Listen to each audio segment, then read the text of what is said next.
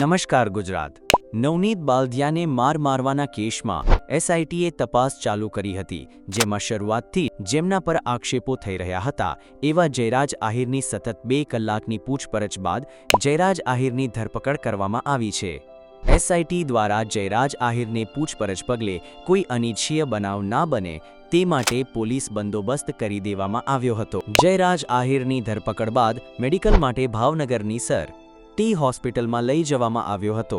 ત્યારે બીજી બાજુ કોરી સમાજના લોકો દ્વારા ફટાકડા ફોડી સત્યની જીતના નારા લગાવવામાં આવ્યા હતા. બગદાણા પોલીસ સ્ટેશનમાં નોંધાયેલા ગુનામાં શરૂઆતમાં 8 આરોપીઓની ધરપકડ કરવામાં આવી હતી. ત્યારબાદ આ બધા આરોપીઓને પૂછપરછ કરવામાં આવી હતી. ત્યાર પછી એસઆઈટીએ તમામ પુરાવાઓની ચકાસણી કર્યા બાદ કેટલીક બાબતો સ્પષ્ટ કરવા માટે જયરાજ આહિરને પૂછપરછ માટે બોલવામાં આવ્યા હતા. આ કેસની તપાસ આગળ વધારતા એસઆઈટીએ પુરાવા અને નિવેદનો, આરોપીઓના એકબીજા સાથેના મોબાઈલ સંપર્કો અને તેમના લોકેશનની તપાસ કરતા જયરાજ આહિરની સંડોવણીના પૂરતા પુરાવા મળ્યા હતા. અને આ પુરાવાને ધ્યાનમાં લઈને એસઆઈટીએ ખુલાસો અર્થે બોલવામાં આવ્યો અને પૂછપરછમાં આ ઘટનામાં સંડોવાયેલા હોવાના પુરાવા ધ્યાને આવતા જયરાજ આહિરની આ ગુનામાં ધરપકડ કરવામાં આવી છે.